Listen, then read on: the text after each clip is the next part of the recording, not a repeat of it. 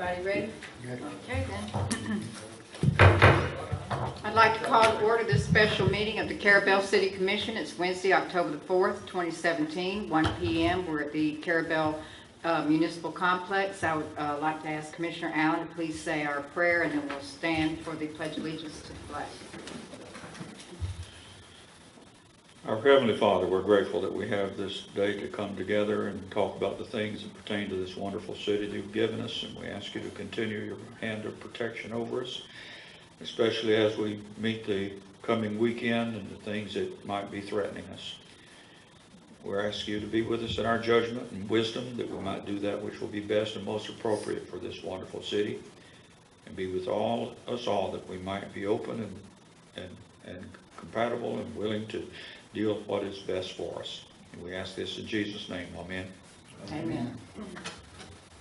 I pledge allegiance to the flag of the United States of America and to the republic for which it stands, one nation, under God, indivisible, with liberty and justice for all. Okay, I just want to ask everyone to please speak into the microphones and use the microphones, and I'm asking all the commissioners to make sure their voice can be heard. Staff and public also, you all, if you want to speak, you'll need to come forward and speak into the microphone. I appreciate that. Thank you. So we'll just move right on into today's business, discussion and possible action concerning building permits, and I assume that would include inspections as well. So, okay. I requested this special meeting after our last meeting with Mr. Marone on Tuesday last, and they have decided on the county level that they are not going to provide services for Carrabelle, and they extended our transition deadline to the 27th of October. But, you know, we realize that it's an important responsibility to provide this service, permitting and inspections, and we take it serious. It's a serious responsibility. It needs to be carried out in a timely and a hospitable manner, and we just, you know, we don't want to do anything to slow down or stop our development. We can't afford that in Carrabelle. So I guess we'll move forward with commissioners. If you have questions, I have a long list of questions because I want to, you know, understand exactly how these documents are going to get back and forth, and you know, exactly how it's going to work, and who will be the liaison, and on our side and your side, and all of these things. So do we have someone that wants to start out with some questions, or? Okay. Do you have your own development orders, or are you wanting our staff? We can produce a development order now. Are we to issue development orders as well as building permits? I understand that, you know, I don't know what would be easiest for the public. Right. If they can come here and do, and have our city staff issue the development orders, or I think it would be a little more complicated if they had to contact your office, right, unless you were going to. It probably would, because while I have ample building inspectors, not all of us are qualified and capable of handling development orders. Most of my office staff are. Personally, that's something that I take care of in Fort St. Joe and Mexico Beach, so it wouldn't be a big issue to handle here.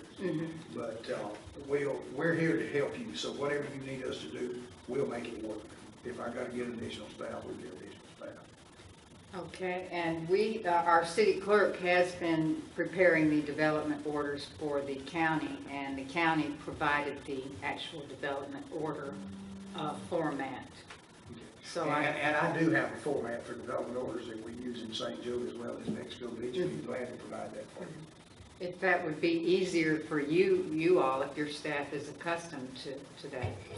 The young lady in Fort St. Joe will be assigned to communicate with you on those issues, and certainly we can, like I said, it's not a complicated form. Okay. And so, then our staff, Ms. Keisha, you would complete the development orders then? It's not necessarily called a development order, it's a Okay. land use and zoning approval. Yes, and basically, it's about the same thing, yeah. And the floodplain review.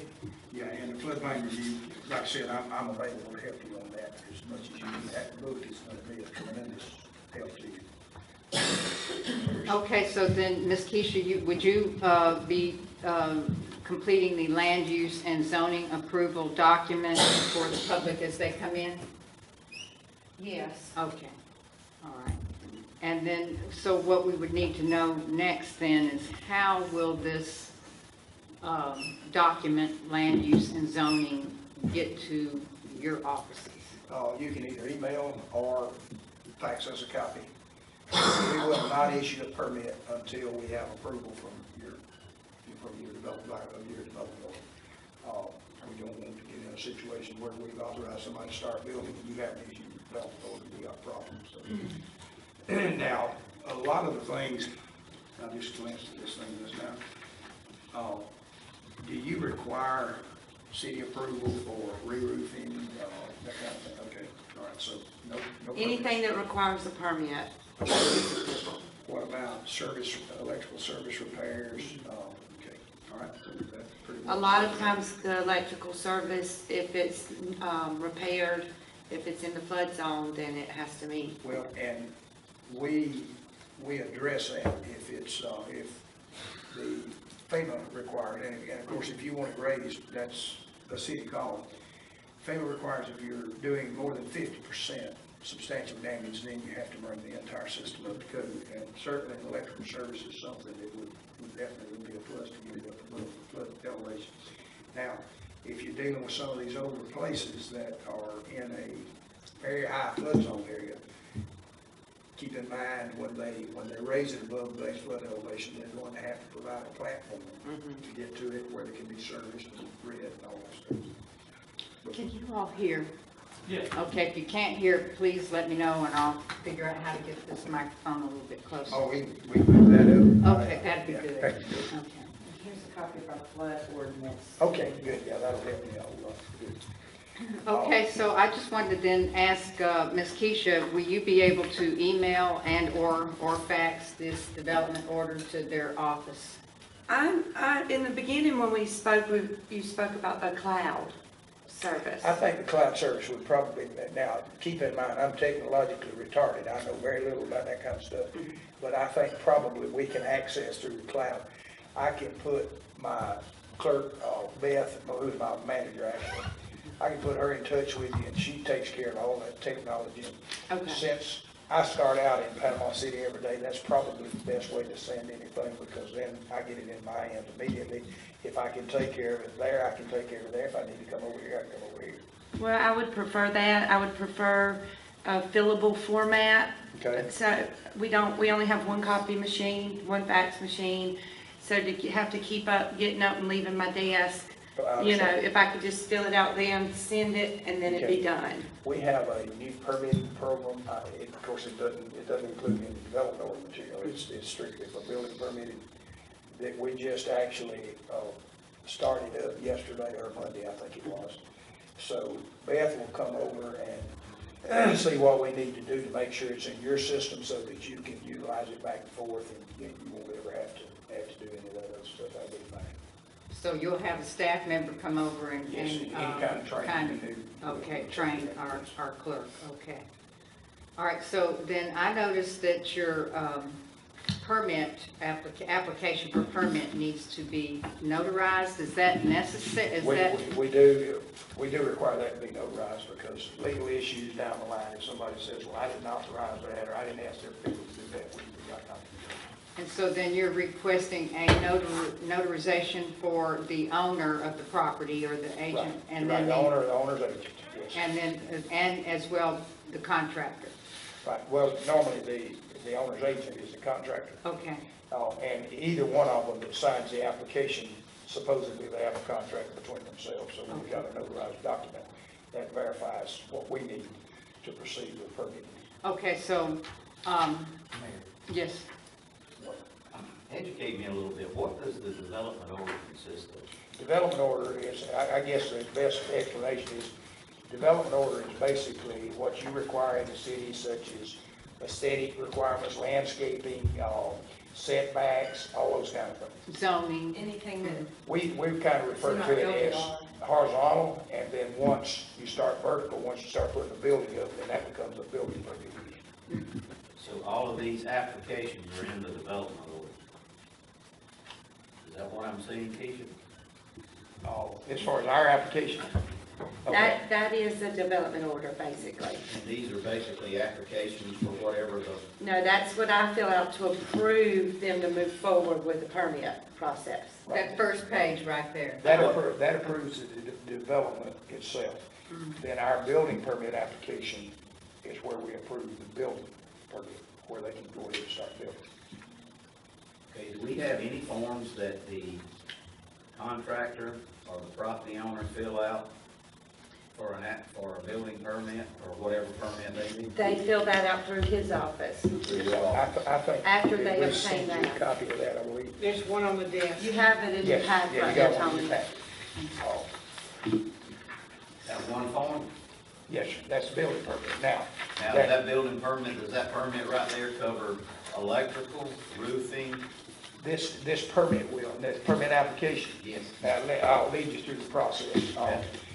When an application is made to build a new structure, say, then we require a building permit application along with the necessary plans, drawings that we require in order to evaluate the wind load and all the code requirements, including electrical, mechanical, and plumbing. Once we have went through that and approved that, then we issue a master permit to the contractor that's going to actually do the building. The electrical, mechanical, and plumbing are all subcontractors under him or her, whatever the case may be. And we issue those permits individual to those people. Now, we have discussed, if it makes the process easier, the possibility of issuing a master permit that covers all of them at one time. And then they come in and, or they send us a copy of their license and insurance, and we add a permit number to that master permit to make it work, so that you don't have to have 4 different people coming in trying to make an application.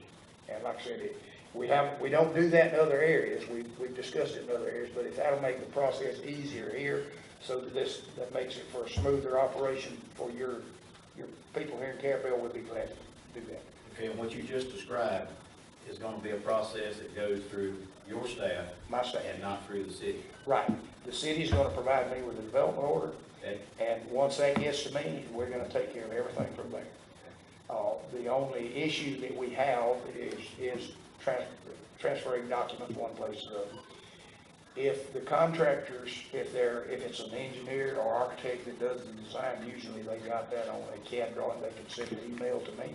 If it's a paper document, then we're gonna have to work out something and get somebody here to pick them up. Now, I do have a person that I'm speaking with, very soon. It's not too far from here, and if I'm able to hire that person, then we will have somebody close enough to pick up documents and review them and get them back and report to my office, and then we can have them there. I think we're gonna be able to provide you a pretty smooth operation. I know there was some questions at one time concerning our ability to be here when we need to be. Now, if somebody re-roofs a house, I'm not gonna make a trip from Panama City to inspect the roof. I'll inspect it the next trip I have for some other inspection, or if I got 3 or 4 of it. But if they got a electrical service repair and it needs inspecting, then we're gonna be here and look at it. If somebody's got to pour a footer or a foundation or a floor, we're gonna be here and look at it. We're not gonna hold up their construction operation.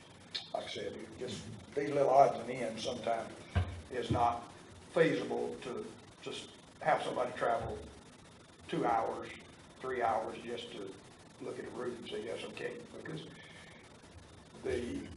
a roof that's about all you do. You can't go up and tear off shingles and look and all that. You got to look at it, look at the flashings and make sure everything's okay. So it's just drive up, walk around it, look at it, and make sure it looks okay, and move on with that. Okay, so then I'm going to go back to the, I'm trying to figure out, I want to make sure I know how these documents are going to get back and forth. So Ms. Keisha will do the development order, which is the 1 page there, and then the developer or the homeowner will complete this application right here. And that will be submitted with the development order, through the. Copy. Okay, now, and, you know, I hate to get so technical, but we don't want to have questions after the fact.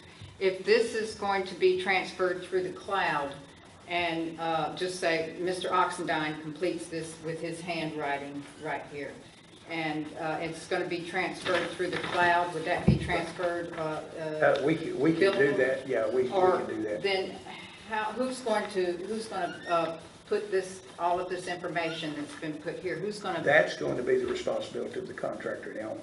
The way I prefer it to work, now, while I'm going to verify any development order that Keisha issues, the owner, once she approves the development, then the owner needs to provide us with a copy of the development order, permit application, and all the necessary documents to proceed with the permit. Hmm. That way, you don't get lost, you know, in the middle. Yes, sir. All the necessary documents. Right. Is there, I've looked at some other counties' building info, and including our own. Right. Is there a document you can produce or we can produce that's a directional document? If John Q. Public walks in that door and they want to know what they have to do, We'll provide their you- process that they have to go through and what they have to do for their permit. Yes, sir, we'll provide you with a checklist that can be handed out to them, and they can go down the list and say, okay, I've got this, this, this, this. And of course, those things are a little bit subjective because different type projects, a renovation is not going to require the same kind of documents as a building. But you can note that on Yeah, that right, form if that's. yeah, we'll make sure they understand, and of course, we're gonna have staff available if they need to talk to somebody, all we gotta do is pick up the telephone, and we'll lead through the process. Like to make it as simple as possible. Yes, sir, yes, and that's, I'm sure if you've looked at other documents, a lot of building permit applications and everything else in the process are a lot more complicated than ours. That's one of the things we've done in our business. We want to make it easy to get a building permit and work on your property. I know, as I read through this, I thought, geez, this is easier than filling out information at the doctor's office. It really is not, it's not that bad, this application, especially someone who's accustomed to completing building permit applications.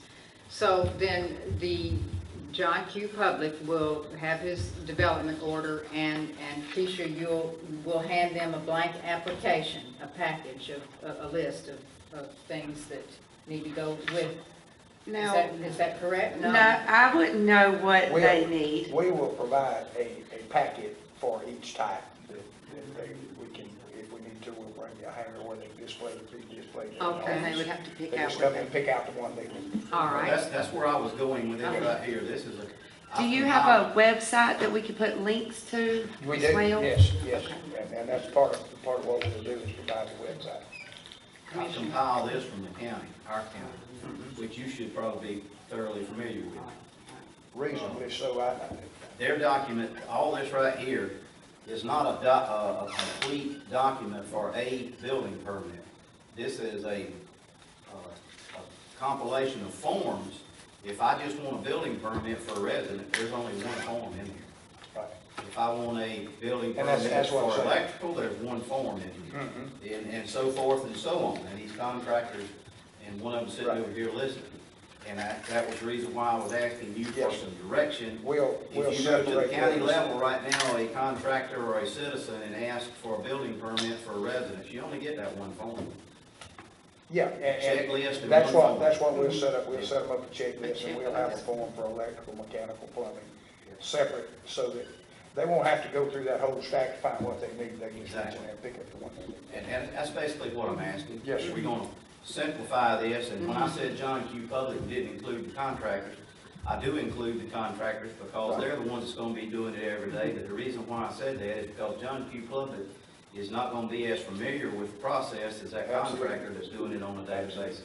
Now, there will be, we will also provide a copy of the Florida statute requirements for owners that want to do their own building. They are required to sign an affidavit that I saw that. they're gonna, it's gonna be for their own use and occupancy. If you're renting a place, that's not your, if you don't belong to you, you can't do the work on that town contract. if they plan to sell, rent, or lease within a year from the time that they pull the permit themselves, then they're going to contract without a license. So we'll have something that explains all that to them where, you know, they can read through that. Of course, now, there's nothing you can do to keep the person from signing an affidavit saying that's what they're going to do and then do something different, but that has to be dealt with. Well, that's kind of beyond our control, but It is, yes. what you just described. But, yeah, we want to make it simple because the easier it is for them to operate, the less trips I'm gonna have to make. I'm old, I'm trying to cut back. You know. I can do that.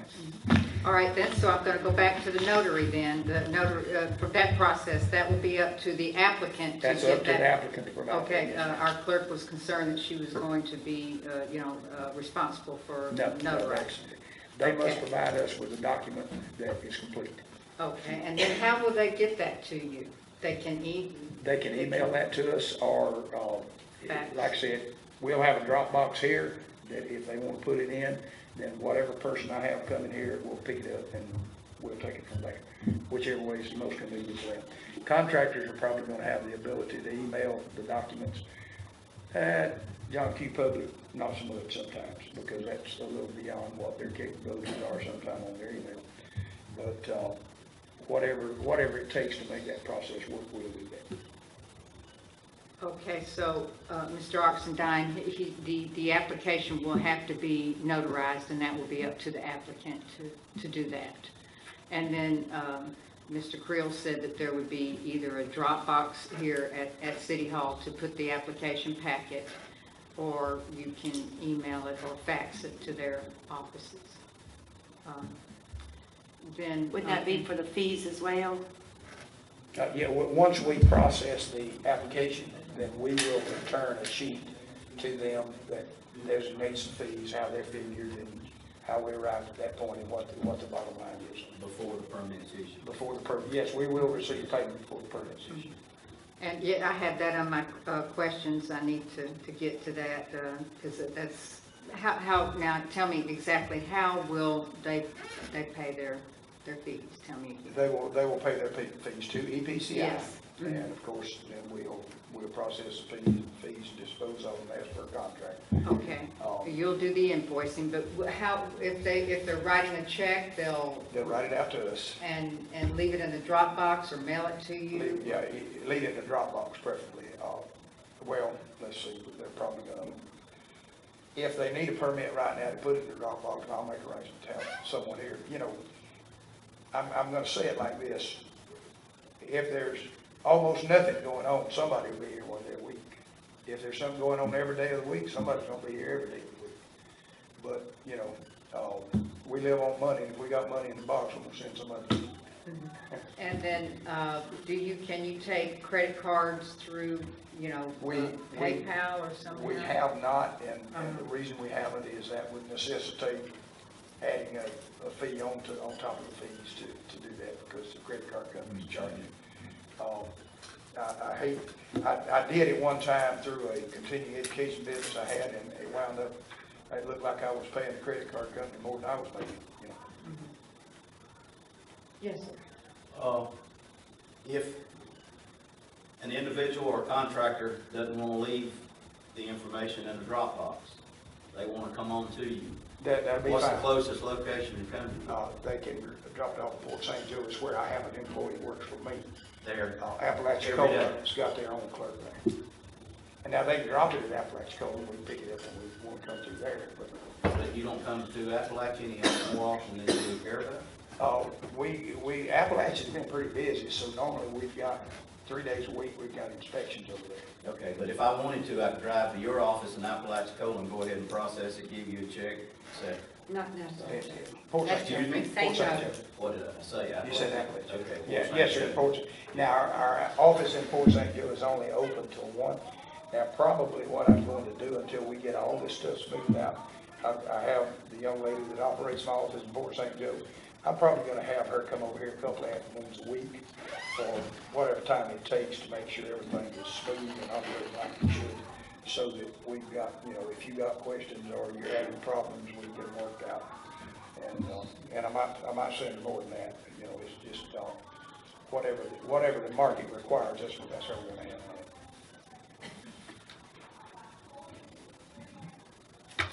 I set up all the paperwork. After that, I forgive you, so. And so if there's sets of large development plans, from an engineer or a developer, they can send that to you electronically? They can send it to us electronically. Okay. Now, you had mentioned in one of our meetings in Courtney's office that photos might be required. That would help. From time to time, such as an electrical service repair, if there's a lug burn off on a meter, and an electrician, a licensed electrician goes and replaces that, if he'll send me a picture of that, we'll notify the power company to turn the power back on. Now, don't do that to just anybody, because I got to know the people that's doing that have some expertise in what they're doing. But licensed contractors, we do handle it in that manner. Sometimes they might have to replace a service, but they don't have to do anything inside. Well, all the conductors are already there on the outside. They simply replace the service, the mast, tie the ground rod in. He can send me pictures of that, and I can approve it right then based on those pictures. We copy those pictures and put them in his file so that we know we're not. We've done that on numerous occasions in Fort St. Joe as well as Appalachian, because people's power's off, they need it back on as quickly as possible, and then the next time we're over, anytime we approve one like that, we'll go by and have a physical look at it just to make sure there's nothing we missed. So most all contractors then have a smartphone with a camera, and they'll keep Mr. Creel's phone number in there and take a photo and send it on. Is that? Well, some of us have dumb phones, but we can probably get something to you. Yeah, well, we make it work. That's right. That's right. I have a couple of questions if this is a good time. If you would like to. A couple of things, and I want to say this, that when you were here last time, we had a great report with you. You did really great for us. There was really no problems. We fast-tracked things. When there was an issue, you were right there, and you helped us out a lot. I just want to have that. This is a good company. A couple of the concerns that we may have is that, you know, especially on repairs, we do a contract, most contracts say when the permit is finalized, we get paid. In the case of a roof repair or something like that, you know, we want to get it right away. As soon as that roof's done, we're going to get our money. If there's some kind of fast track that we may be able to do that way. Here's the thing that we do on the roof, and we do this in every jurisdiction, and also a lot of the jurisdictions around us do the same thing. Since they changed the roofing requirements, where you got to re-nail the decking and all that, Right. we asked the contractor to provide us with an affidavit that they have, and we have a copy of that affidavit that they provide. That they have completed the re-nailing, they placed the underlayment, the appropriate underlayment there. And based on that, there again, with a couple of photographs around Right. that, we can get you approved and get you paid. And then if we come over and we see any issues when we physically look at it, then we'll call you. Great, and with digital cameras anymore, I mean, this changes our business. We've actually got some drones. We're going to try to start operating very quick. I can send a technician out to a job rather than an inspector, and he can do my flyover and my photographs, and we can live feed that back to an office, and an inspector can be sitting there doing the inspection, and we won't even have to send him out to the office. The other question I had was what the county has been doing. We do a lot of remodel repair here, and sometimes you get into something and you need an electrician. You didn't expect to have that electrician come in, but he's got to do work that's permitted. Would that, and I know we talked a little bit about this, would that be, currently it's a supplemental to the main building permit? Right, yes. Will we still have that advantage through you? I know there was something about the master. I was a little confused Well, on that. the master permit permits the whole job, and still the subs, will permit on that, based on that. And if it's connected to that job, yes, you're definitely. Yeah, we just carry a supplemental on it and off we go. Absolutely. Okay. And a lot of times when you're doing small jobs, you're installing just maybe an extra circuit. You can send me a couple of photographs on those. We can inspect those by photographs where you get them covered up, because it's not a big issue. It's convoluted and confusing. We Right. take a couple of photographs and see what we need to see. Right. The other question was, will you be handling any licensing or review of licenses or any control over non-licensed? We require a copy of your license and your insurance prior to issuing any permit. We also require either a copy of workers' compensation or an exemption. Right. Would you be looking at anybody that would be an unlicensed contractor doing work in the city? Well, first thing is, it's in our contract that we don't allow people unlicensed to work. Sure, yeah, well, it's a third degree felony in this. Well, in a state of emergency. It's a second degree misdemeanor, first offense, unless it's a state of emergency in the state of Florida. And then if it's a state of emergency, it becomes a third degree felony. Also a third degree felony for the second offense. Correct.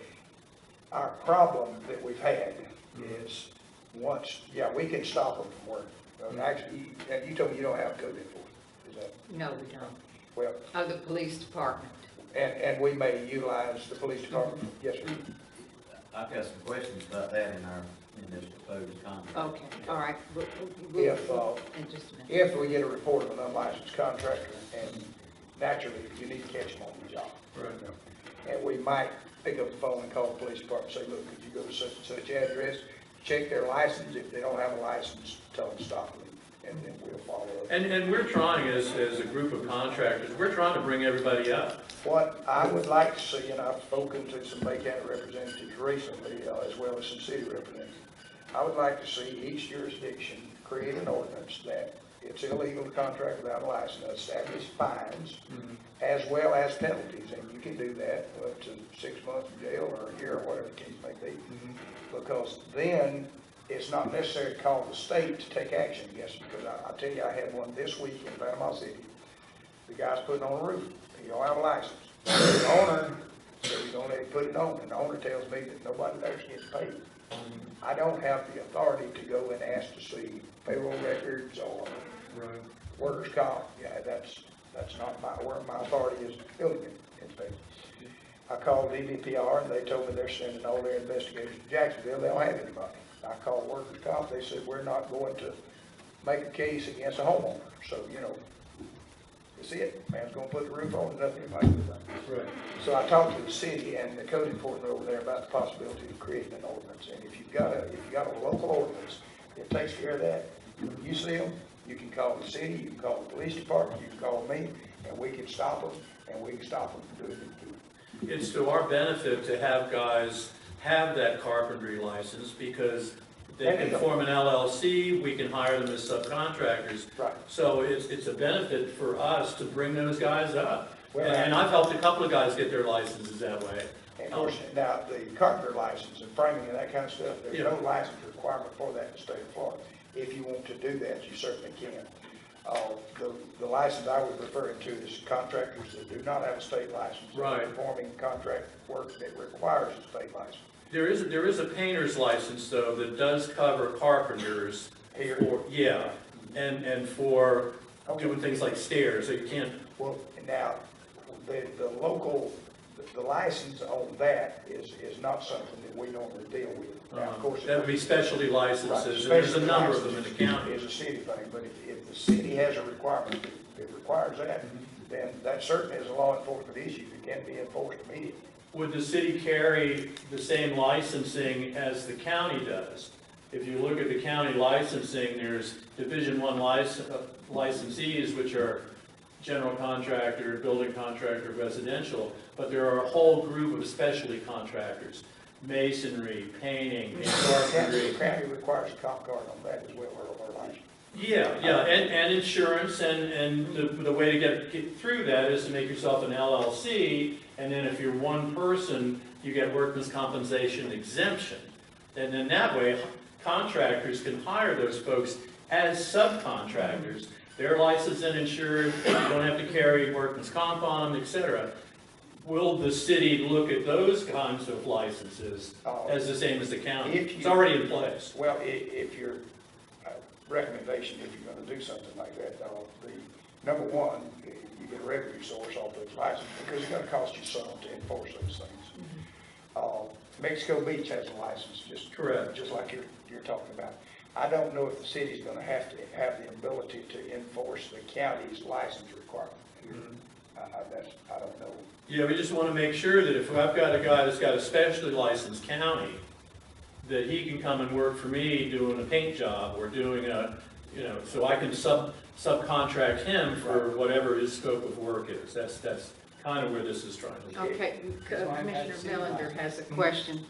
Going to have a city license, correct? That's where I was going with the city license. Uh-huh. I was gonna And ask we have occupational licensing, but I don't know if this specialty licensing is included in that. No, and if they're not, if they don't have a fixed business in the city of Carrabelle, and they just may come, they come from Appalachia to do a job for you, and they have their county license, we honor the county license. Okay, all right, well, thank you. If they do less than 10% of their business in the city. Very good, thank you.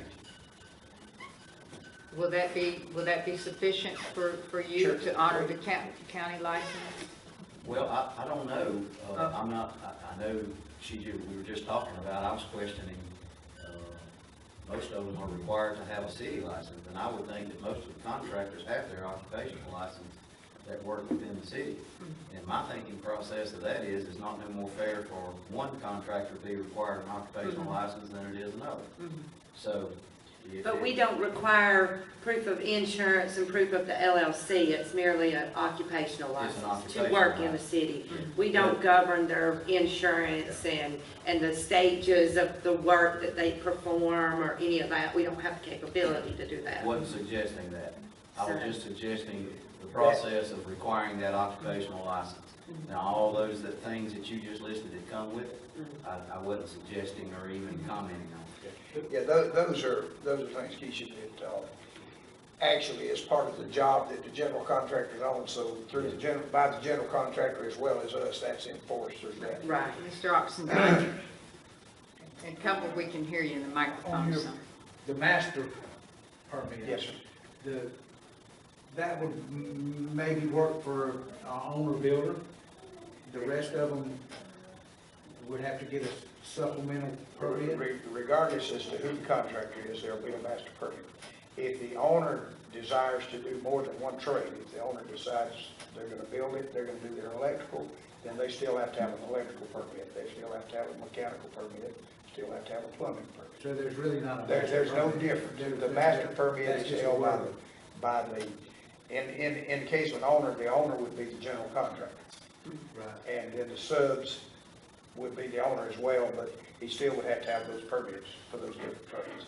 So it's still gonna be Franklin County's problem to keep up with the subcontractors' No, sir. insurance? No, sir. You're gonna keep up with the insurance? If a subcontractor comes in, anybody that gets a permit from us is going to have to provide a copy of their So license. you'll keep up with that? That As kind of well as protects their the insurance, general yes, sir. contractor as well, Yes, sir. because you know how Yes, sir. that can Absolutely. snowball on Yes, us sir. again. They can't get that permit from us until they've shown proof of licensure and insurance. Okay, if I'm building a new house, and I took my plans to Franklin County Building Department to get my approval,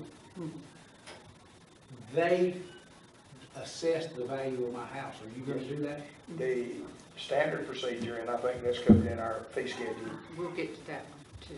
International Code Council produces a publication that, for different regions of the country, building evaluation for each type of construction that exists, and that's what we use for the evaluation. Because it's subjective, it's hard for, some people look at something and say, well, that's worth that, some of them, well, that's worth that. That gives a level playing field for everybody. Right, but if a man does all of his work, it's still worth the same amount as somebody It that doesn't matter, it's still worth the same amount of money, yes, sir. So do you have a question, Commissioner? Okay. Thank All right, then, I'm trying to learn here now too, since I'm not a contractor, I'm not familiar. You have an occupational license in the city of Carrabelle. Chad does, we're supposed to. Okay, all right then, so we may entertain, we can discuss it with the attorney, bring it up at our next meeting, whether or not we want to include occupational licenses for the specialties. Yeah, that's kind in of the the city. reason why I backed up, because that may be something we need to address. We can ask the attorney about that under his staff report. Okay. What will your supplement, like the electrical permit, separate, do you know what that's gonna cost you? Those are, I think, off the top of my head, I don't, because we didn't. I would have remembered, I think it's 50, but That's What what it is in Clayton County. what did you ask now? What is How the, much is supplemental, like the roofing permits, electrical permits, the AC It's permits? $70 minimum? minimum and $7 per thousand. Thousand what? Of the value, Valuation. total valuation. Yeah, total valuation. Mr., yes, give them a copy, and the application So if too. it's a $250,000 house, it's gonna cost you $70 plus 7 times 250? No, No, the work. ask Mr. Creel, but I believe it's gonna be whichever is Yeah, higher. it'd be the valuation. Whichever you make the most money. Yes. Yeah, the uh-huh. minimum, I wish it can be that way, but it's not. the way I see it, the minimum is 70. The minimum is $70, there won't be any permit less than $70. Now, I Why is believe it that more than runs, we're paying now? That's let me see. Mr. Creel. I'm trying to, We did not set the Okay. fees, we did not set the 70 fees. cents per thousand of total valuation. Not $7 per thousand, 70 cents per thousand. That's pretty good size. It's how much? 70 cents per, you got $70,000 per, I'm sorry, $70 permit fee and 70 cents per thousand total valuation. So it is both, not which. And I'll say this to you, in dealing with evaluations, we try to be as conservative on those as we possibly can. We don't want somebody else complaining because they got different treatment. But we try to look at construction, we try to make it as easy on it as possible. Mr. Creel, Yes, sir. she said something, I picked up on, she said it is So both, it is it's not both. $70 and 70 cents per thousand. thousand, It yes. is both fees added to it. We'd said before See, that- $7 per right. thousand, that's a little Well, bit. I thought you said whichever's greater. I did too. And Well- you're saying it's both. No, Let me look at it. Make sure. 70 is your minimum, is what I Right, you said understood 70 you to was the say. minimum. it says plus 70 cents That's per what I thought. thousand. And a while ago, he said Right. whichever was greater. Yes, he did. Where do I see? No, I he see- didn't say that, he told me he Oh, did. that's No, I okay. didn't. No, he did. So, He did. for all this money, and don't get me wrong, I love the cell phone. Yes. But- So we get to send you pictures and it's gonna cost us more money? Well, I'm taking a lot more risk when I'm not there looking at it. You know, what I'm going to do. Yeah, but we're kind of taking a risk while you're not looking at it too. But I'm like this, if you would rather I be here, I'll be here, but I can't be here right now. Yeah, but the service that we're getting now, I can pick up the phone and call tomorrow morning, I can get my inspector there now. Tomorrow morning, tomorrow sometime.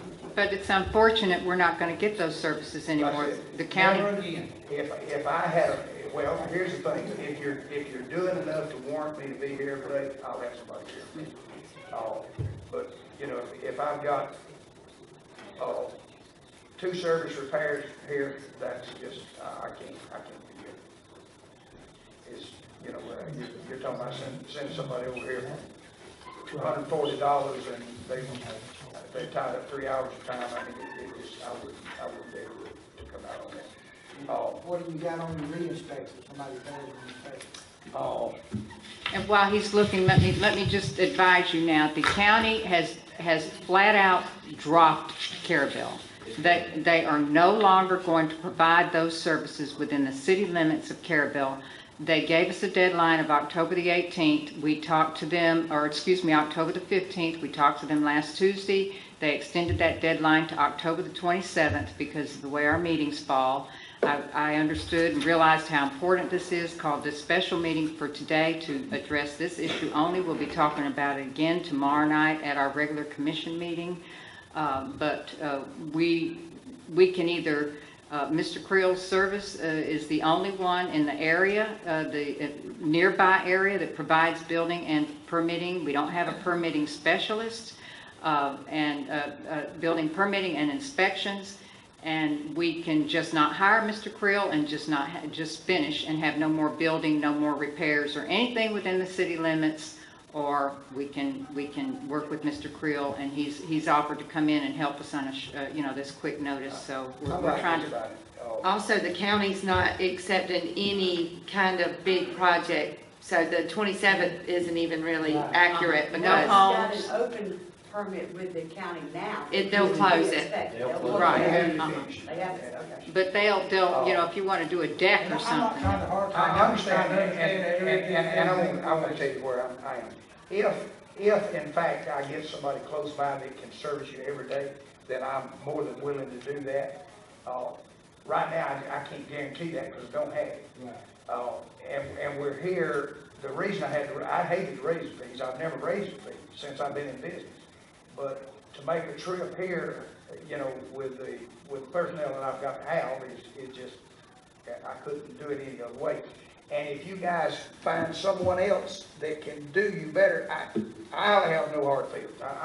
I'm here simply to be a good neighbor and help you if I can. Of course, I'm in business too. I'm not going to work for nothing. But the process that we have to do, and of course now one other thing that you get when we get here is the fact, if we get here, we have an ISO rating. The ISO rated our company, which is Insurance Services Organization, and they rated our company a 3. They rate you through 1 through 10. Anything of 1 to a 3, you get the absolute lowest insurance rates on your windstorm protection that's available in the state of Florida. I think Franklin County's at 6. I think. I don't. 7. So you get the highest insurance premiums in Franklin County. And that's what you're paying right now. So hopefully, you know, you'll be able to see a reduction in what the citizens are having to pay because we've got ample staff, and we have well-trained staff. They've got all the appropriate license, and we continue to expand on them because we want to, you know, I won't stay in business. If I'm going to stay in business, I got to be the best because I'm competing against others. That's it. Well, from my standpoint, as a city commissioner, I want you to stay in business, but I appreciate you working with us. And if we can work these bugs out, as we call them, Yes, sir. these little kinks out, and we appreciate and look forward to working with you on behalf of the citizens and for the contractors here in Carrabelle, city of Carrabelle. But yes, we appreciate you. Let's just, you know, continue on. We work these bugs out, move forward. There you go. And like I said, I agree, and we just want to, you know, make sure, as Commissioner Millender said, that it's not, I don't want you to feel like I'm jumping on you or pinpointing you. no, I understand, and I'm glad to answer the question. Okay. Like that. As you know, I had to put a lot of thought into these permit fees and everything. Yes, sir. To go and completely redo our operation. I think this personally, this part of the state of Florida is about to blossom. And not like it did in 2004 and 5, but I think really we got to build up at Tyndall Air Force Base. We've got Eastern Marine is getting 1,000 jobs over there. I mean, and there ain't nowhere to go west of Panama City. It's all coming east, so I think you're going to see some things change around Well, there. as it progresses, we'll make changes. There you go, and you know, and if we get here where we've got something required to full-time operation, you'll see better permit rates, and you'll see personnel every day. You know, I mean, that's just the way it works. Okay. And then for scheduling your site inspections, you will manage that through either the owner builder or the developer. Yeah, yes, I guarantee you, we will not leave anybody hanging where they can't operate. I mean, it's not gonna do it. Just an idea, a general idea, if a contractor brings you a package, a completed package, everything on the checklist is done, what kind of turnaround time do you foresee? If it's residential, 3 days. Commercial, give me 2 weeks. Depends on the size. And I believe the county is 7 to 10 days.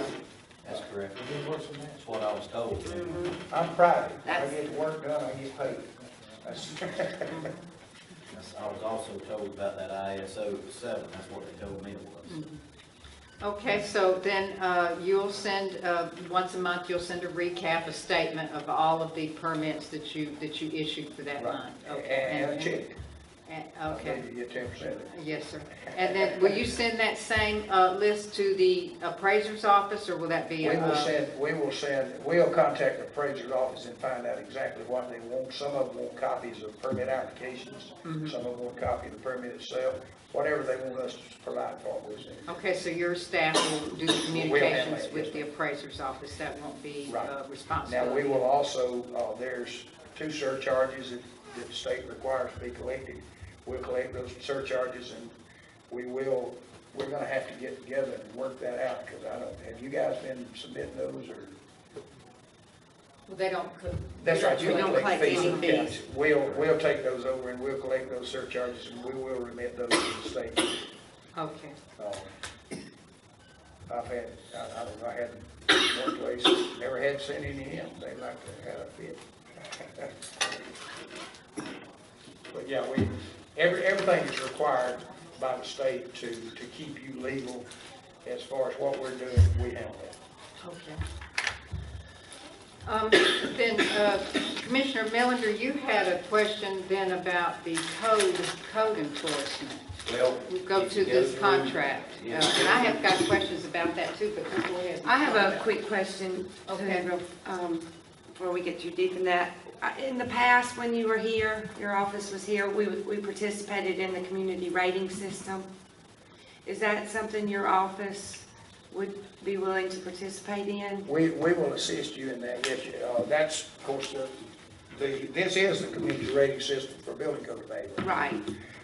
And then, of course, your FEMA requirements, yes, we'll be glad to help you with that, of course. Now, just so you'll know, and I'm sure you're already familiar with FEMA's, what they request now in an unnumbered A zone. They give you various discounts. They want you to be 1 foot, 2 foot, 3 foot, or 4 foot around the road.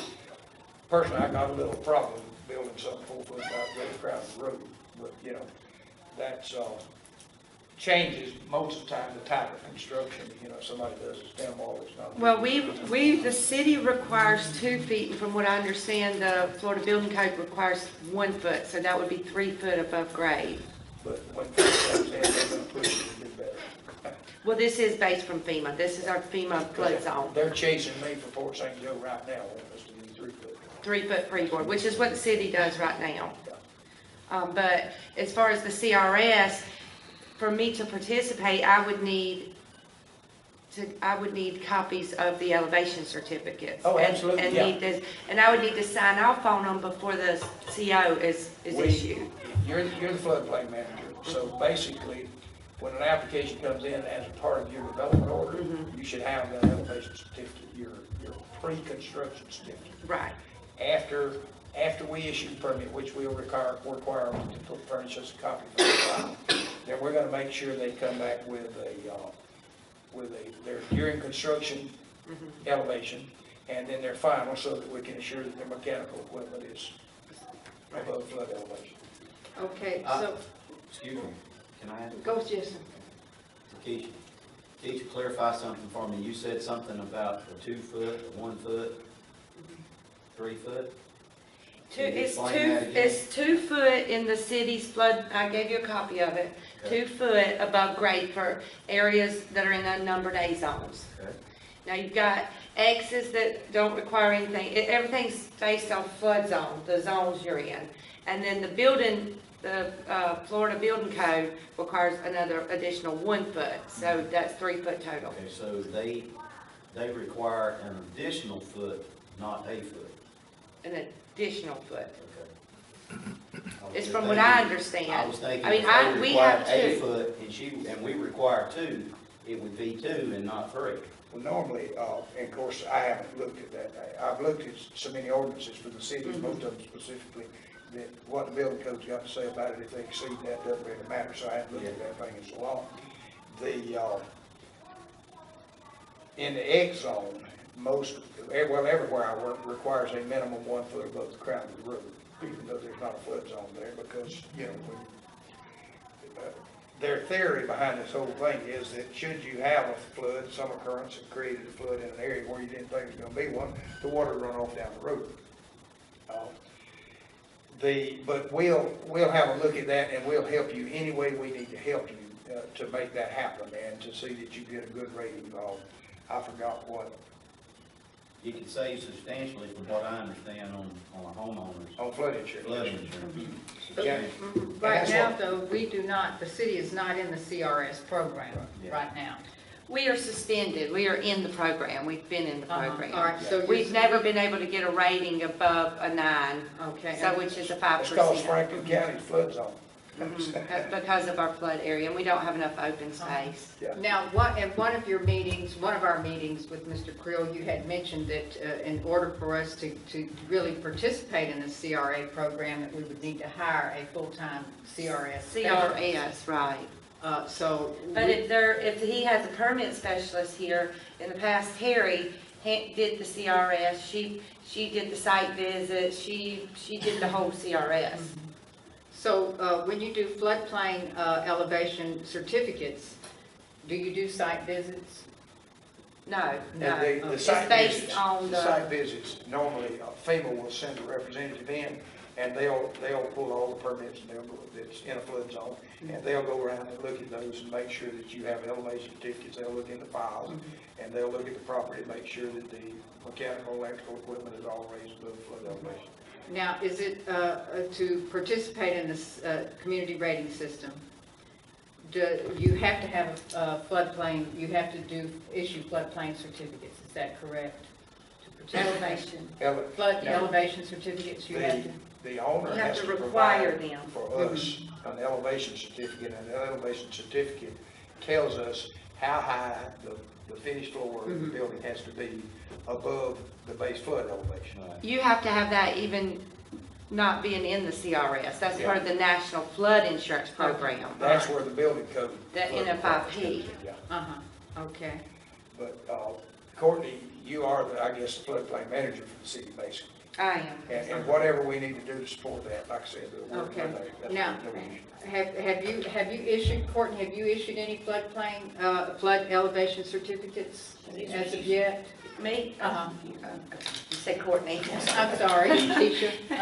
Have I'm sorry. She doesn't issue. I don't issue them. A certified surveyor has to issue them. Okay, then what, all right, now you just got certified in something, floodplain manager. And then, so is there anything that you? We would, when they're final, there's 6 pages long.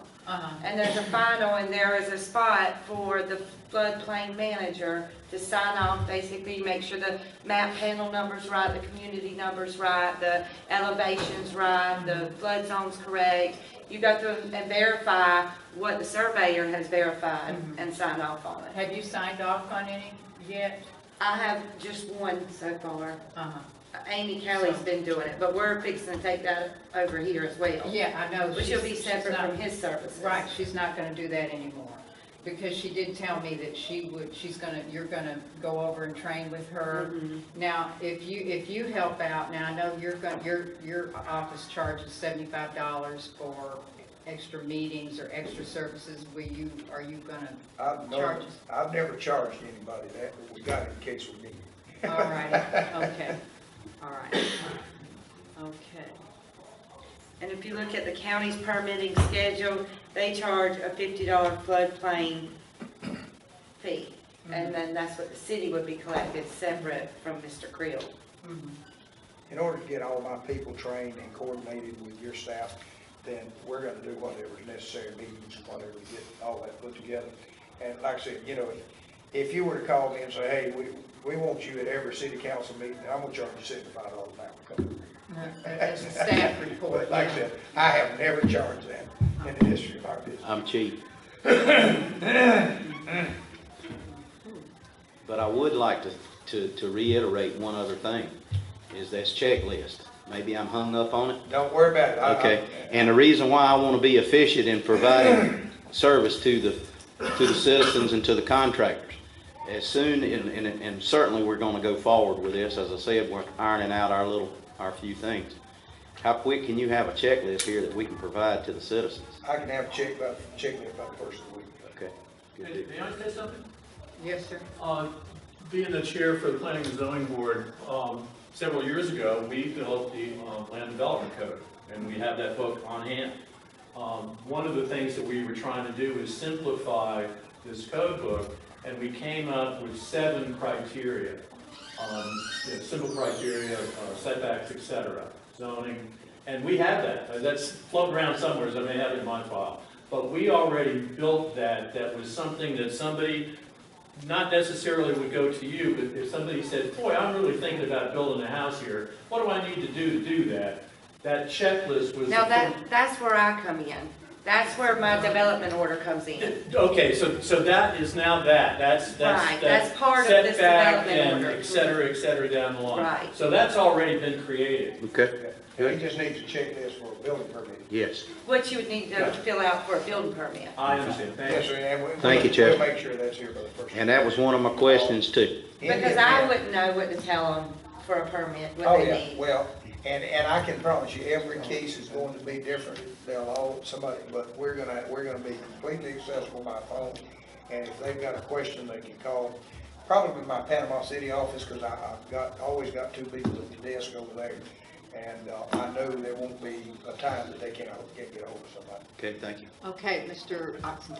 Mr. Creel, I mean, on the checklist, will you have like what he's got, everything that we need to fill out? Will you have a packet here, or we're gonna have Yes, to go? we'll supply a hanger for some packets. Okay. There you go. So we can go to Keisha and get our approval from her, and then leave Get her that office packet and get sent, everything we man, need, and we're then good put it to in the go. drop box. Yes, sir. Walk out of here with what you need. We'll try to simplify it. There'll probably be several checklists, one for each type permit, remodel, new building, whatever the case may be. And will it be your job, before you issue that permit, to make sure if we're supposed to have any DEP permits or anything like that, that you make sure that we get them before that permit is issued? The DEP permit is something that's required by the Land Development Code as well as state Florida law, and yes, if we feel like there's something that requires a DEP permit and don't have it, we will let you know that you need to get that permit issued. But I won't issue a development order without DEP or Army Corps of Engineer permits prior. So you wouldn't even get the approval to go to the permit process. Not here, but in the county, we run into that problem, get all the way down to the end of the job, and all of a sudden, we gotta have a DEP. Yeah, we don't Yeah. want to play those kind of things, that gets tough. That's part of the things I was talking about, Sean, is let's make sure we clear everything up before And we get on. I have another question as well. I know like the county requires dumpsters and porta potties. Is that something that would be required through our code, or is that something, Porta potty is required by the By Florida law. plumbing code, you gotta have Okay. sanitary facilities. Dumpsters is something that's basically required by your code, but if we go on a job and there's no means of disposal of scrap materials and trash, then we're gonna tell them they need to get a dumpster out there, because we're not gonna have trash blowing all over Amen. the neighborhood. And I like that requirement, but then sometimes we've had to go back and tell them that they needed to get a dumpster, and then they'll bring a trailer with the sides on it. I don't have a problem with that, but None whatsoever. I want to see that they've got a way to dispose of it, because the contractor shouldn't be putting that out on the right of way. And really, that's against the law, actually. Yeah, I know, and Sean probably back in Chester, is most contractors I know have dump trailers like you're describing now, and they back those up there. They keep the sites clean. It doesn't matter whether it's a dump trailer or a dumpster, it's still, they got their, well, basically it's a form that you fill out and you say either, you don't necessarily have to rent one, but you have to sign an agreement saying that you will Provide that. provide your own disposal. Do we need to do that? Do we need to add that on our development? I gave orders? him a list. She has it. Okay. It's on there, yeah. All right, okay. And if we pull up on the job site, like I said, if we go do the first inspection, normally that's a underfloor plumbing inspection. That's not a big issue, because not a lot of trash there. But if we go up when they're getting ready to pour a floor and there's scrap laying all over the place, then we're gonna tell them if they ain't got a dumpster, we're gonna stop the job, you know, they didn't get a dumpster. All right, well, we'd like to take a little bit of a recess, because I want to go over your contract with you just a little bit too. Do we want to take a little break, a 5 or 10 minute break? Okay, all right, we'll let everybody get some fresh air and back to Document order. on the far end there, next to the blue thing, is that something that one, uh-huh? No, that's Keisha's, that's just her, Do you have an extra one of those?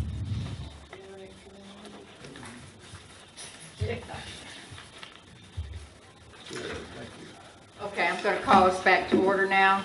Our meeting here with the, concerning the building permits and inspections. We'll start working, have questions on the contract now, if that's all right, on your contract. I just thought of one more question, Okay. and I didn't see it in the contract. How long will a building permit be valid for? Building permit is valid per Florida Building Code for a period of 90 days. it can be extended for cause. If construction's underway, that's cause to extend. If there are extenuating circumstances such as a storm comes in and you got a delay or something happens like that, just because the person wants to drag it out over 2 years, that's not really a reason to, because building materials deteriorate, things deteriorate when they're not protected properly. And so we don't want you to have something half finished sitting here 2 years from now that's just an eyesore. And but we understand things happen. So 90 days even for a single-family residential? Yes. Okay. Any building permit, period. Okay. All right. I'm building my own house, and I started in 1st of April. Well, about the end of April, my son had the flu in February, it damaged his heart muscle, and he was down to 25% heart function. When they went to check on that with a cath, they found out he had a blockage, so we had to go get him some heart surgery up at Birmingham. And then about 2 weeks after we got him home, I was doing a fire inspection and fell and broke my arm. I had to get my building permit extended. Commissioner Melander. 90 days, the permit's good for 90 days? Yes. As long as construction's ongoing, if somebody's got enough done for us to do an inspection, we can go out and do an inspection and keep it going. In your experience, have very many permits been, Not a lot, not a lot. because the counties, I think, is for 12 months, isn't it? Well, the Florida Building Code says 90 days, state law. Okay. You know. But what would it entail if one of the building contractors got the 90 days for some unforeseen reason and he needed to extend that and he hadn't started yet? Well, if he hadn't started in 90 days, I wouldn't take his money away from him. I mean, if he just needed to come back 2 or 3 months later and get it, we wouldn't have. Within reason, yeah, within reason. But if he started construction, that's what that's all about. Okay. If he started construction, Okay. it keeps projects from dragging out. I agree with you on the two. Don't drag them out too long. Now, Yeah. we'll work with him. Okay. We understand how that goes.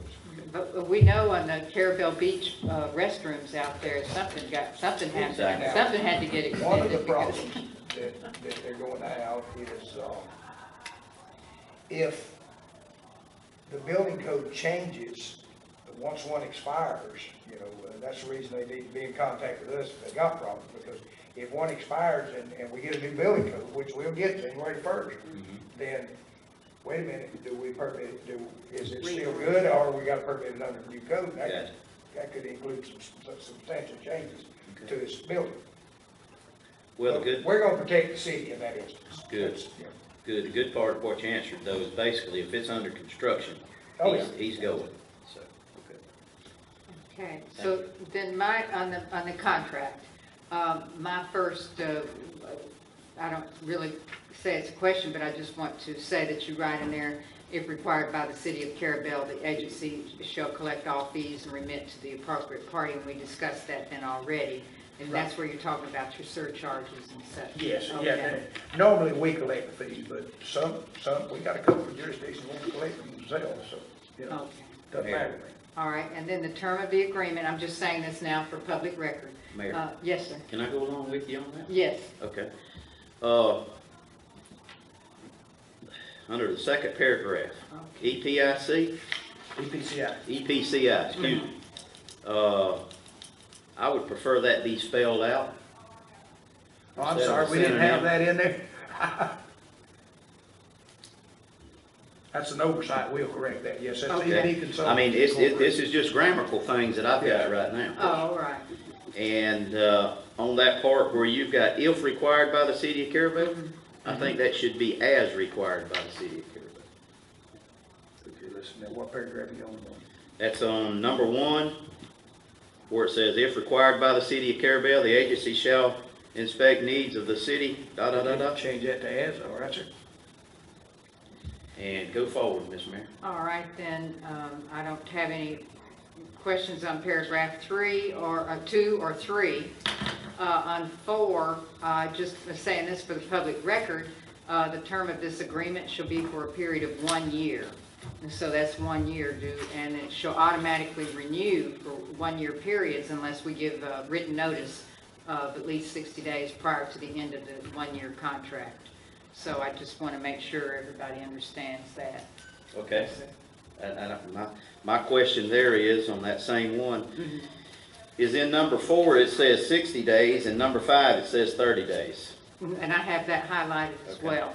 So, so now it's set for cause under paragraph 4. So during the term, back to paragraph 4, during the term of the agreement, the city shall not negotiate or hire any individual who is employed by the agency.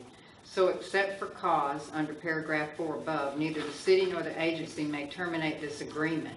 In the event there is a termination for cause, the party terminating the contract shall provide a 30-day written notice. So for cause is what's making the notice 30 days, yes. 30 days versus 60 days. And what is for cause? Okay, if I've got an inspector, or if I've had some type of problem that you guys have asked us to correct, and we didn't do so, then that's cause to terminate my contract. Okay. And the 60 days is in the event that you don't intend to renew my contract at the end of the year. The 30 days is if we've got a serious problem, we didn't correct it, and you got cause to cancel my contract. And that I'm sorry, I was just gonna explain. I see your logic there, but to me, it wouldn't matter if it was 60 on both or 30 on both, but That's if true, that's the yeah. way you need it, that's fine with me. Well, it doesn't really matter. I do see your logic. Yes, sir. Yeah. And that would be midterm, the 30 days, is that something that comes up that we can't work out, or? Right, Yeah, yes. 30 days, and mid-contract term, period. Okay. Because actually, I think from So this, you want to change that to 60 then in 5? I'm okay with it. I'm good with it the way it is. I just okay. had that question. So we'll go with what you got? Yeah. Okay. Yeah. Because I was just gonna comment, I actually like 60 days better for your benefit and for the cities, because But we'll do 60. I don't have a problem. no, it's good. And the reason why I say that is what we're into right now, in a crunch with the county and us in a very time. Let's make it 60. Limited. That's gonna make it, I see your point. That's not a problem at all. So you want to make it 60? That's good with me if it is with the rest of the board. It doesn't matter to me. And with Mr. Crew. Suits me, I'm good. Okay. I asked our attorney to review this contract. I haven't heard back from him, so just thought I'd throw that in. Okay. On 6, okay, or maybe I just noted that for myself, the permit application form attached here to Exhibit A, and we've been over. Do we have any more questions on the permit application? Do we want to go over that when we finish the contract?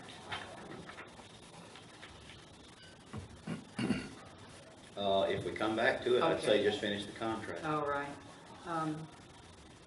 Okay, do you also want to change those 30 days? Yes, and if inadequacies have not been corrected within the time period provided, the agency shall be deemed to have breached the contract, and the city will have cause to terminate without the 30-day written notice required in paragraph 5 above.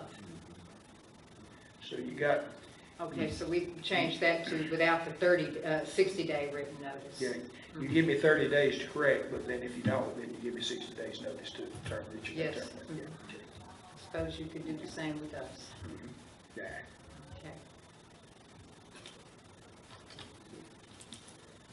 And this paragraph 7 says what you said before, the agreement shall not authorize the performance of any construction work within the city of Carrabelle by persons or organizations not duly licensed.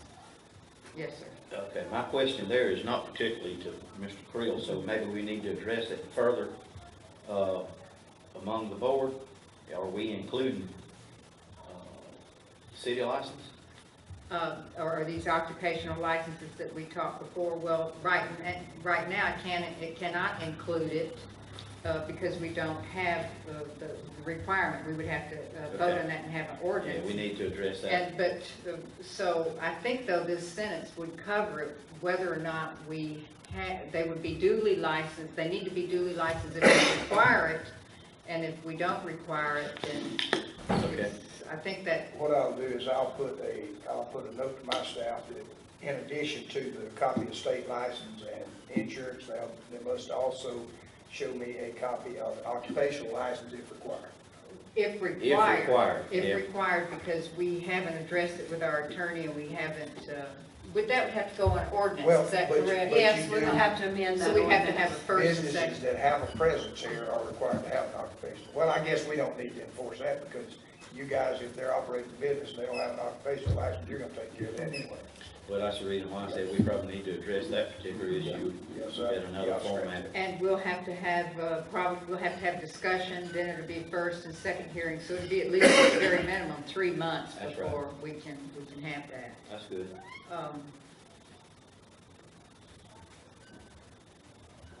Okay, and the agency shall not issue a building permit to any contractor, subcontractor, or others for the performance of the work in the city not properly licensed and authorized to do such. Agency will not authorize or allow any development which is in violation of any state or federal law. Okay, so then number 8, in the event planning services are requested or other functions not covered by the permits, then that's where you talk about your $75 per hour. No additional time shall be compensated by the city unless approved by the city. If you're asked to come to any special meetings, staff shall charge $75 per hour for all documented time, including travel for meetings. And you say you have yet to We charge have that. yet to charge That's anybody for just to that. protect yourself. Do we have, is that paragraph all right? Okay. All fees for any services rendered in the city of Carrabelle shall be collected by the agency, who shall retain 90% of the funds as compensation for its responsibilities herein. The remaining 10% of the funds collected shall be paid to the city. The agency will charge fees pursuant to the attached Exhibit B, which is made a part hereof, and that's his fee schedule that we looked at briefly. Now, does that include your surcharge you'd mentioned earlier? No, you won't, the surcharge is not a permit fee, that's state money. We just collect it out on behalf of the state. But you do collect that? Send it- And that was addressed in paragraph 1, I believe. It's, the surcharge is, they just changed it, actually, they reduced it, believe it or not, part of it. It used to be 1/2 cent for every square foot of construction, new construction. Then they realized they were getting a lot of money. And 1/2 cent for radon gas, which we don't have radon gas in the state of Florida, and 1/2 cent for Building Code Administration Inspectors Fund. That's a fund that has money available if somebody is messed up by a licensed contractor and it costs them money, then they can apply to that fund after they've taken them through the court process and they don't get what they need out of it. They can apply to that fund to recover up to $25,000 of what they lost. Then about 3-4 years ago, the state said, okay, we're going to change those fees to 1.5% of the permit fee for radon and 1.5% of the permit fee for DPR. Well, then they decided we didn't have any radon gas in the state of Florida, so they took all that money that's been collected since 1972 and turned it over to DPR to put in their general fund. I told them it sounded like a tax to me, but you know, they didn't ask me. But anyway, that's what those fees, and then recently, one of them, I don't know which one it was, they reduced to 1%, so now all total 2.5%. Not square footage, 2.5% of the building permit fee itself. All right, then, number 10, the agency shall perform inspections for which no permit fee is required, such as complaints and maintenance inspections, as at the direction of the city administrator, and forward those reports to the appropriate persons with the findings. And then the city shall compensate the agency for any activities and meetings related to this special enforcement duties where a fee is not generated at the rate of $75 per hour. For all duties and meetings performed during the business hours of 7 a.m. and 3:30 p.m. And the city shall compensate the agency for all enforcement duties and meetings occurring other than normal business hours at the rate of $75 per hour for each hour, including travel time for meetings. No additional time will be compensated by the city unless approved by the city commission. So that's if we ask you to do something. Normally, we don't, you know, if Courtney's got something she needs us to run, look at a building that maybe is dilapidated, we don't normally charge for that. Now, over in Panama City, there again, you know, they kind of started abusing that because they had my people out looking at 2 or 3 buildings every day, and then we're having to go sit 3 or 4 hours at a code enforcement hearing. Well, the first time I sent them a bill for those fees, guess what? We quit having to do that. Okay. This is where I had a question. That sounded to me like code enforcement. It is. That's exactly what that is. Now, code enforcement doesn't, unless you have a property maintenance code, they don't have the ability to condemn a building. As fire inspector and building inspector, we do have the ability to go out and say this building's unsafe, shut it down, and then of course code enforcement can have a hearing and require it to be torn down. But in those events, you know, whoever you designate to look at those for you, we'll be glad to have a look at it for you. It's not a big issue. And you guys did one for us before when you were here. I think we They did. condemned the Sonala building. We don't, as code enforcement, we're not allowed on the property, we're a building inspector. Well, no, that's backwards. As code enforcement, you are allowed on the property for anything that you see from the road unless you get them. Right, unless what you get, I'm- right, from the road. I'm only allowed on the property if there is a building permit. Now, as fire inspector, if there's a fire hazard that I know exists, I got all the authority I need to do whatever's got to be There done. you go. I'm an old fire person. So Yes, I sir. thought some code. I was waiting on that. Yeah, I can wait. So I can only enforce what I can see from, And, you know, and off if you got a the property. dilapidated structure, you got vagrants living in there, we got a fire hazard, I guarantee you that. Okay, so then back at number 6, agencies shall implement and enforce the building codes for the city and engage such personnel and equipment as in its opinion deemed adequate for such purposes. So that's, I'm going backwards a little bit, but if we request you to look at something then that you feel like you can, and he can do some code enforcement for us if necessary, but we'd have to Yeah, we, compensate like I for said, buildings. if it's something normally, if we're already here and we can do something in 15, 20 minutes, a half hour, you know, that's no issue. I'm not judging that. Now, if you want me to drive over here from Panama City, that's a different story. Yeah. But hopefully, it's not gonna be me having to come start with it. And appeals of decisions may be made by applicants pursuant to local ordinance. The agency agrees to comply with the determinations of any appeals of their decisions as provided by law. So what does that mean? What paragraph are you in? 11. Oh, okay.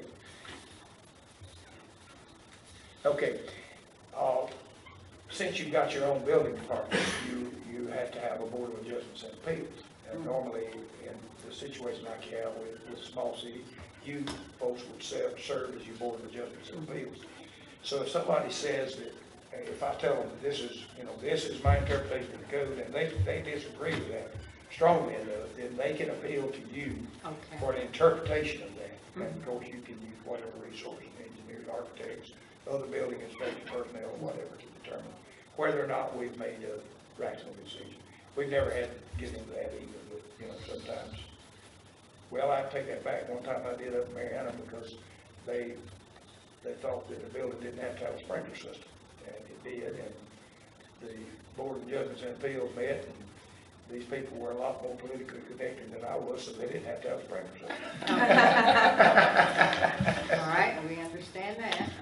And then number 12, the agency, and we've discussed this, the agency shall provide a statement for services rendered and a recap of permits issued for each month. And the agency shall compensate the city by the 15th of the month following the period services were rendered.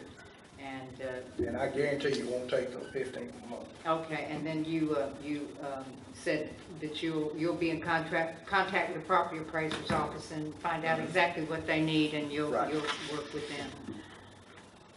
Okay, we don't have a date. The agency agrees to provide these services commencing on, and this may be something that will, you know, when do you think you could start? When do we want him to You start? tell me when you want to see her. And we can. I've got 4 single-family residential houses waiting to be built. And then we've got a You box got the hanger. They, 2 of them do. The other ones, I told them, you know, we have to wait, so. We'll be ready to go whenever you say. Okay, and then what about the box hanger? We have the drawings box for that. hanger's It's ready to waiting as rock well. and roll. If they Some wanna mobile get some- home permits, there's if they several wanna- permits If they want to get waiting. some applications in here, I'll be coming through here on Friday. We'll be able to go ahead and start processing regardless as to when the date of the contract starts. Do we want to, all right, let's just hold this out for the end of the meeting, think about it. Since we're having a regular special meeting, we can vote today. Or we may want to, we're also going to have this on the agenda tomorrow, we may want to vote on it tomorrow, so, Well, I put off tomorrow, All right. what we can do today. okay. All right, so we'll, yes, sir, I have a question. okay. Are we gonna have to, our attorney's not here, but Keisha and Courtney should know. Are we gonna have to advertise this? No, Okay. If we're not gonna have to advertise it, I'll make a motion. I'll second. all I'll right. make a motion, we start it Monday. Okay, what day? of the If, now, I'm gonna have contingency. Well, we may not be ready to word the motion yet. I can word the motion. Okay, I can word the motion that, I'll make a motion that we start this contract with Mr. Creel's agreement officially on Monday, the night, subject to review of the city's attorney and approval. And you seconded that. I'll second that. just to hold it, okay, just a minute.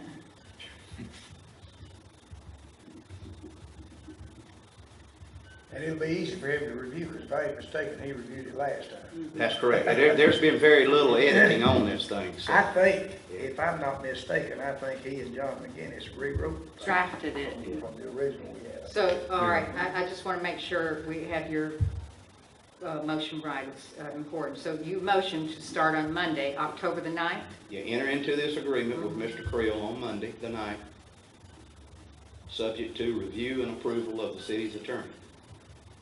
Do you have that, Keisha? Mhm. Subject to review and approval. Of the city attorney. Okay, so we have a motion by Commissioner Melander to enter into this agreement to start on Monday, October the 9th, subject to review and approval by the city attorney. And we have a second by Commissioner Mathis. Yes, Okay, And I make one other comment, Mayor? yes, sir. And I'm assuming now, and maybe Courtney, I don't mean to assume wrong. I would assume you're gonna review this first and give it to the attorney. Yes. Okay. All And right. I have reviewed it, but I will go over the changes that we've Okay. made today with him. Okay, and that was part of our discussion. Okay. So we're having discussion now. Is there any further discussion? Okay. And I did send it to the attorney, I can't remember if it was Monday or yesterday. So, And he has reviewed it, but we advised him that we weren't gonna pay him to come to the meeting today, because he's gonna be here tomorrow, and Well, I'm glad you're not paying. See there? we're cheap too. and maybe he'll have a report for us tomorrow under that item. He must have had the same clause in his contract. Well, it'll take him all of about 5 minutes to read the changes. Right.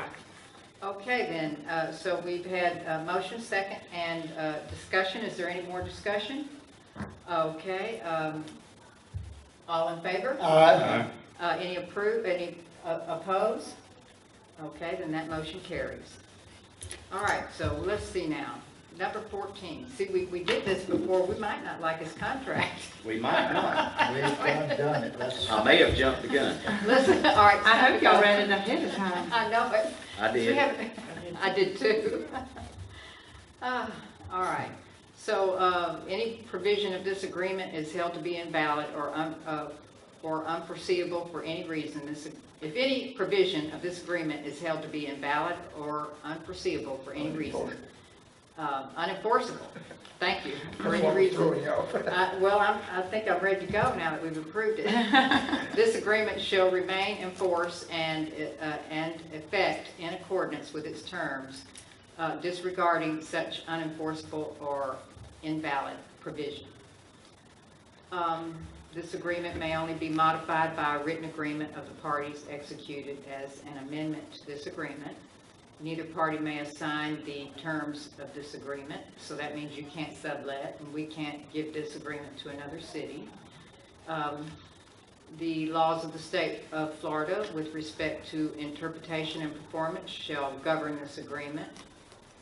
Any suit brought in connection with this agreement will be brought and maintained in Franklin County, Florida. In the event that suit is brought to enforce the terms of this agreement, the prevailing party shall be entitled to recover from the other party their reasonable attorney's fees and costs associated with enforcing this contract.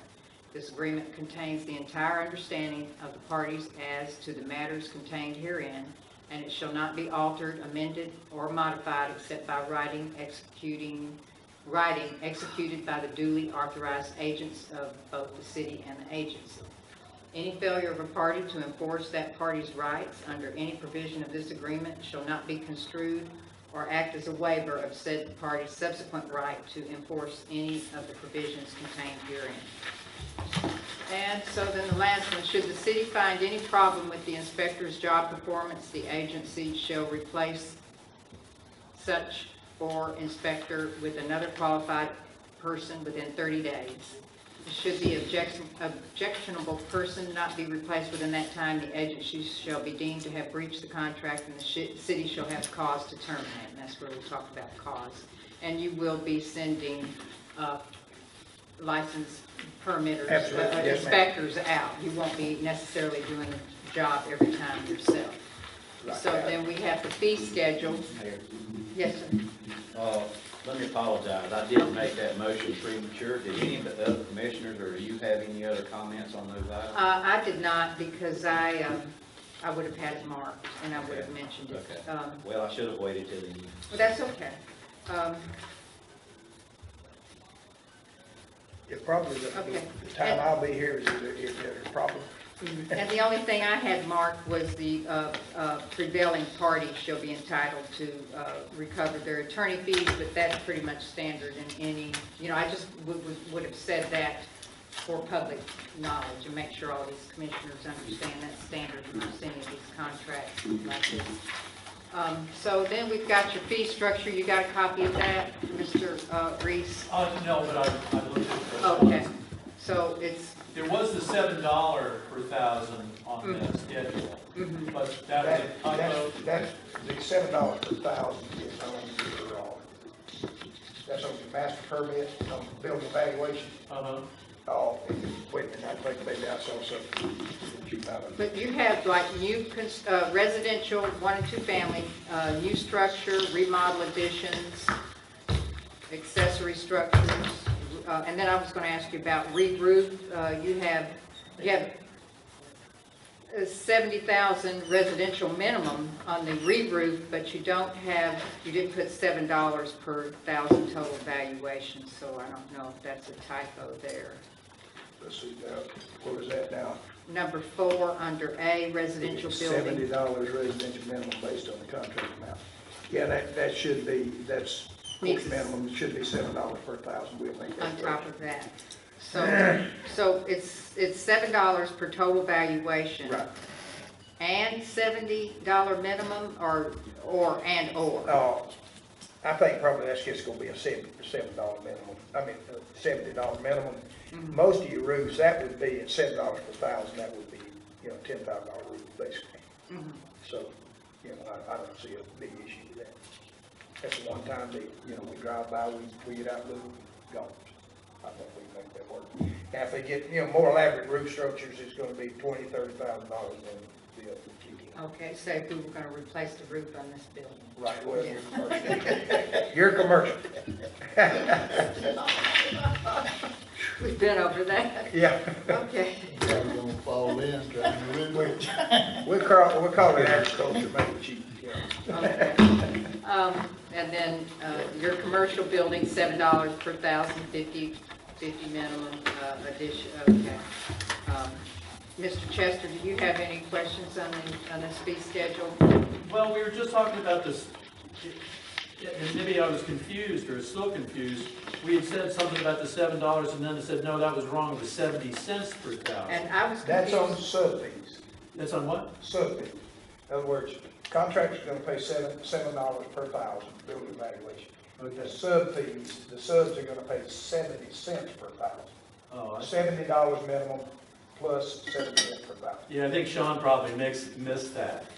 He may want to come back and talk to y'all. Yeah, that'll be all right. And I don't know what that means, sub fees. Subdivision is building, electrical, mechanical, and plumbing, and also, well, normally we don't classify fire sprinklers and that kind of thing, so we address that based on their contract. The general contractor's gonna pull a permit to build a house. Uh-huh. And then the subcontractor's gonna come in and pull the electrical permitting and that would be your sub Right. Which fee. is Okay. separate from the The building. general Right. contractor can't pull a permit for electrical, mechanical, or plumbing. That's, Oh, really? Okay. They can't? no. Like I said, we could do a master permit, which allowed him to purchase an entire permit for all of it, but then he would have to supply us with the license and insurance papers and everything of each Of all the subcontractor. subs. Yeah.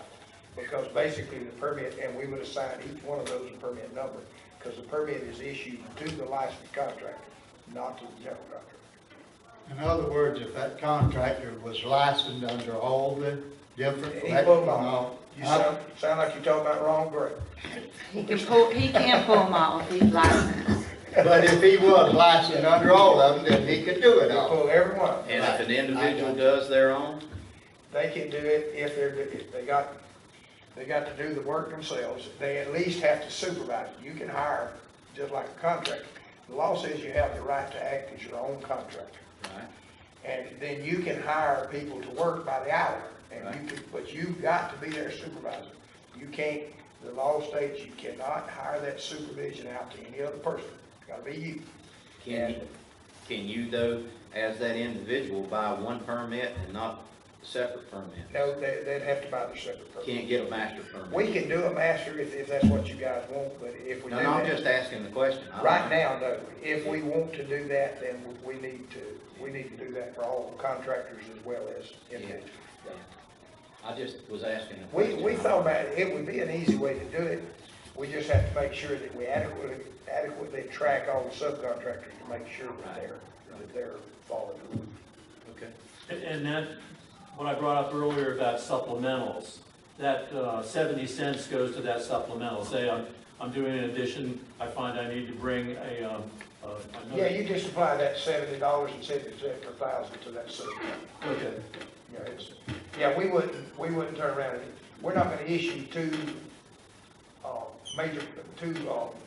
master permits on one job. Right. And that's the way it's been done before in county. But on the new structure, so let's just say I have a $100,000 new structure just for, I'm gonna have to pay $700 for that permit. Is that correct? $770, I think. $770, so you're gonna add that 70 Yes, minimum also. $70 plus $7 per thousand. It's gonna get expensive.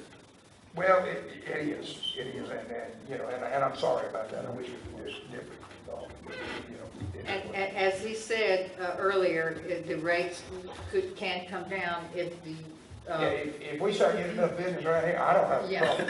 And it looks like the county's $50 plus $5 in their fee schedule. County's five. Yeah, when I was looking at it, so I mean, it's not, That's what I said. And that money goes directly to you. Right, and we return 10% of that to the city at the end of the month. And that's exactly the same if we had more of denser population, our water and sewer rates would be less. Sure. Because, and our taxes would be less because we'd have more people participating, Sure. helping to share the load, so. Yeah, That's- we've got. Well, we never pay it anyway. We send it down the line to the customer. There you go. Yeah. And just so you know, now, we will be, So I don't even know why I'm bringing this up. You're being recorded. hey, Well, now, that's fine. he's already trying to sell the mayor a new house now. Well, you know, we can build anything now that you're with us. We will be providing you with a insurance certificate for $1 million professional liability. Oh. That's in case we screw up, because we try not to, but, you never can tell. Well, if we do, I want them to get the money from the insurance company, not from me. I think we've had one lawsuit in 20 years, and that was due to an owner bought a lot in a subdivision that was being developed by a licensed contractor. And he was gonna build a house and take advantage of that sales in that subdivision, making some money. Well, he screwed it up. So the person that purchased it, he sued anybody he thought he could get money out of it. And as a result, we're kind of glad he did, because it took 6 years, but we got a, you can't be sued as a board, you're sovereign immunity as a city. We got a summary judgment from federal judge that we also have sovereign immunity for the simple reason that we are your agent. We're acting on your behalf. And as long as we act according to the law, then we're immune from lawsuit. So it was good for us. It cost me a little money, but that's all right. Yeah, what he said a while ago, when I was a mechanic, and people say, can I bring my parts? Sure, bring them on. I just up the rate of, There you go. yeah. Up the labor. For my time. Bring all the parts you want. Well, hopefully, like I said, hopefully things will pick And up. really, if that wasn't the problem, then I laughed when they went down the road. They said, that didn't do it. That's your problem. You brought the part, I put it on. It didn't solve the problem. Right then. Is there any more discussion? Do we need to review anything else here? Any commissioners, Courtney, Keisha, Mr. Chester?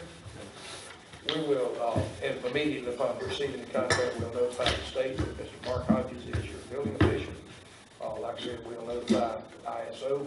You are now one of our cities, and do whatever we need to do to get that ISO rating passed on to your citizens. That'd be great. And, you know, we'll move on from there. Now, Okay. there are some things, I have a copy of the booklet, along with the letter giving us our rating, that tells you what they grade us on and how they grade us. And there are some things in here that are required, that the state, the ISO has the jurisdiction to do some kind of public notification thing, I forgot what they call it. But anyway, and at some point in time, we may approach you and ask you to follow through on those so that maybe we can get a little better rate out of it. You ain't gonna get no better insurance rate, but we still gonna be talking, we be talking. Now, what we may need to do as well is get this, his contact information posted on our website. We will, and Under, I don't know if we put that We can under have a link to departments, his- under departments, building departments, something like that. I'll have Beth give you guys and coordinate when she needs to come over and make sure that we get you on our what do you call it? Our Okay. permitting system, our new permitting system, and also that we get all the information posted on our website where your contractors can go to our website, they can download application forms, they can communicate with whatever they need to do. Okay, so we can put a link, we can ask Yes. our administrator to put a link on our website to your website, okay. We'll probably wait a week or so before we do that, okay. And then we'll notice the information on our Facebook pages as well. Okay. And then I guess to answer your original question, we don't need to have Mr. Creel back for tomorrow night. Okay. I'll ask the commissioners, what do you all think? Do you want Mr. Creel to come back tomorrow night or one of his associates? I don't have any problem. It's gonna cost $75 an hour. No. I'm the finance commissioner, and I prefer he didn't show up for $75. Be like the attorney, yeah. No, I'm just kidding. I don't see a need, No, we, unless you do, Mayor. I don't, My judgment by your demeanor is that you've been around the block a few times on this. Yes, sir, I have. And if we can't trust you, then what else could we do? Absolutely. And- Well, we've been in business. I started this business in 1998. I was a building official in Washington County, Florida. And one of the county commissioners, or I was a building inspector, and I had to stop a lady one day. She was dumping dishwater out on the sidewalk and they're attached to somebody else's electrical, hooked up to the city water with no account or anything. So I had to go stop her. The county commissioner was his niece, and he called me and told me, I was chairman of the Creek Indian Council under Bill Child at that time. And he called me and told me, the commissioner did, he said, if you make her get a permit, I'm gonna fire you. I said, well, now, wait a minute, I don't have a choice. She's gotta have a permit. I said, and she also got to go down to the city and pay the fees to hook up to their water system. He said, no, you leave it alone, I'm gonna fire you. So I called the governor's office, and they sent FDLE over there and arrested him. Well, that was an unpleasant experience. It lasted for about 2 years. We went through all the court process and all that. And After I left there, I told my wife, I said, I'm never gonna work for somebody else again, I'll work for myself. And so I started this business, and it was a consulting business, and I wound up with a contract with Bay District Schools in 1990 in June. I still have that contract today. In 2001, we got our first building department, it was the city of Callaway, and it's progressed from there. The only one we ever lost was Carrabelle, and we kind of got upside down with the politics a little bit, what way to go. Do the best we can. That's it. So if there's no further, you have something, Mr. Commissioner Miller? I'm sorry, I'm trying to get used to that. No, ma'am. Okay. The only thing I'd like to thank Mr. Creel for his time. Other than that, I'm good. Okay. Appreciate Is it. everyone- Well, I thank y'all, Okay. and I look for a long relationship with you. All right, we thank you for coming over. We're gonna make you proud. All right, we appreciate your time, 2 hours pretty much, we picked you apart, but we appreciate it, we needed to get some things sorted out. So may I have a motion to adjourn? Okay, so we have a motion to adjourn by Commissioner Millender, and a second by Commissioner Allen. Any more discussion? All in favor? Aye. Any opposed? And that motion carries. All right, thank you all for meeting. Thank you See for your tomorrow.